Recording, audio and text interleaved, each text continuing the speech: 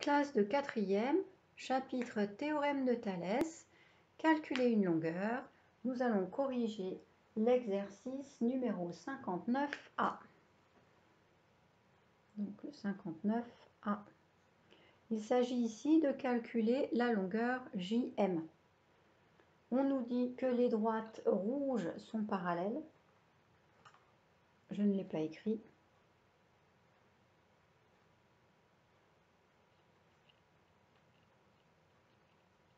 Voilà. Et les dimensions que l'on connaît sont portées sur le dessin. Alors, on reconnaît une situation, une configuration de Thalès, d'autant que les droites sont parallèles. On s'est entraîné à écrire les rapports égaux, on s'est entraîné à calculer une quatrième proportionnelle à l'aide du produit en croix. Maintenant, il faut combiner tout ça et apprendre à rédiger proprement. Donc, pour rédiger correctement ce théorème de Thalès, on a beaucoup de choses à écrire puisque les conditions d'application parlent de deux triangles semblables. D'accord? Donc ici, le petit triangle, on ne va rien voir comme ça. Je vais reprendre les couleurs de l'autre fois. Donc, par exemple, le petit triangle ici. Et le grand triangle que je vais repasser là, comme ça, directement en vert. Cette fois-ci, on les voit beaucoup mieux. Donc, ces deux triangles, il faut prouver qu'ils sont bien des triangles semblables, c'est-à-dire qu'ils sont bien en configuration de Thalès. C'est vraiment important de rédiger cette première partie, cette partie où l'on montre que l'on a vérifié, que les conditions d'application sont vérifiées et que donc on peut réellement appliquer ce théorème. Rappelez-vous des soucis que l'on avait eus en utilisant le théorème de Pythagore, par exemple, dans un triangle dont on ne savait pas s'il était rectangle ou pas, et on trouve ensuite des longueurs qui n'ont aucun sens. Donc ici, pour ne pas faire n'importe quoi, on vérifie bien, je l'aurais dit 12 fois, les conditions d'application. La pédagogie, c'est la répétition. Là, je crois que je suis bon, j'ai répété. Allez, on y va. Donc, on va dire dans quel triangle on se place. Et ça commence par comme, car on vérifie les conditions d'application. Comme les triangles, alors le orange, donc il s'appelle IJK. Et le vert, il s'appelle ILM. Comme ces triangles donc sont tels que trois conditions d'application, vous vous souvenez bien, des points alignés, deux conditions d'application de points alignés, une condition de parallélisme. Quels sont les points alignés? Bien ceux-là, donc I, J et M sont alignés.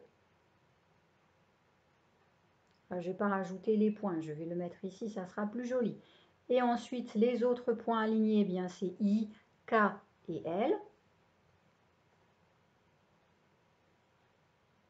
I, K et L sont également alignés, donc j'écris simplement aussi. On m'a dit les droites rouges sont parallèles, donc j'ai bien le côté JK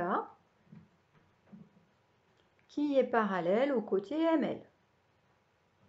Voilà, donc là, les conditions d'application sont toutes réunies. Je peux appliquer le théorème de Thalès. Alors, je peux appliquer le théorème de Thalès. Et qu'est-ce qu'il va nous dire ce théorème de Thalès? Il va nous dire qu'il y a trois rapports qui sont égaux. Le sommet commun, c'est le sommet I, qui est ici, on est d'accord?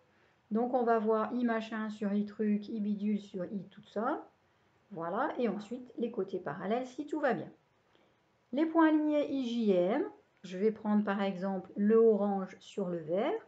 Donc, IJ sur IM égale IK sur IL. J'enlève la lettre du sommet commun I, ça me donne JK sur ML. Je vérifie que JK et ML, c'est bien les noms des côtés parallèles. Oui, JK, ML. Donc, j'ai écrit correctement l'égalité des rapports. Maintenant, je remplace les lettres par ce que je connais, les longueurs que je connais. Alors, qu'est-ce que je connais de IJ? IJ, ça fait 2. Sur IM, ben IM, je ne connais pas, donc je vais le laisser. Égale IK sur IL. Alors IK, ça fait 7, sur IL, 17,5.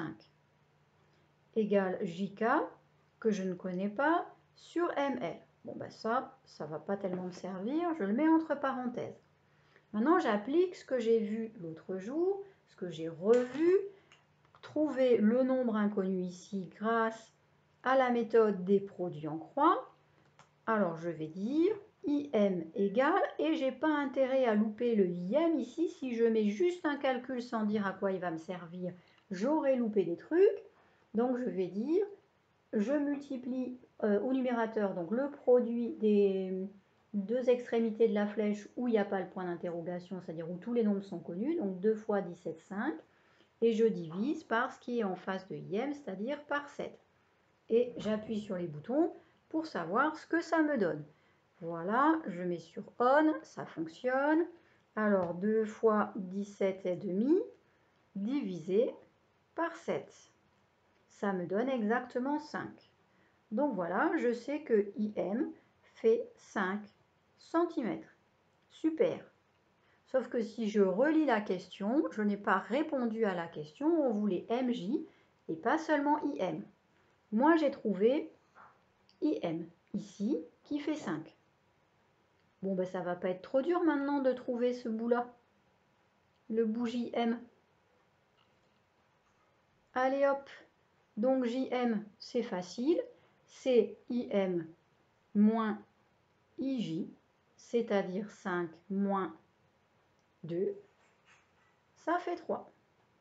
JM égale 3 cm. Et voilà, l'exercice est terminé. Vous aurez bien compris toute l'utilité de la rédaction de ce théorème.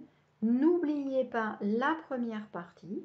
Si vous ne vérifiez pas que les conditions d'application sont vérifiées, si vous ne citez pas le théorème utilisé, eh bien par exemple au brevet, vous perdez la moitié des points, car on ne peut pas utiliser un théorème si on n'a pas vérifié qu'il s'applique vraiment. Et pour montrer qu'on l'a vérifié, eh bien on doit l'écrire. Donc soyez vraiment vigilants sur cette rédaction, j'insiste, mais faites vraiment cet effort. Allez, bon entraînement à tous!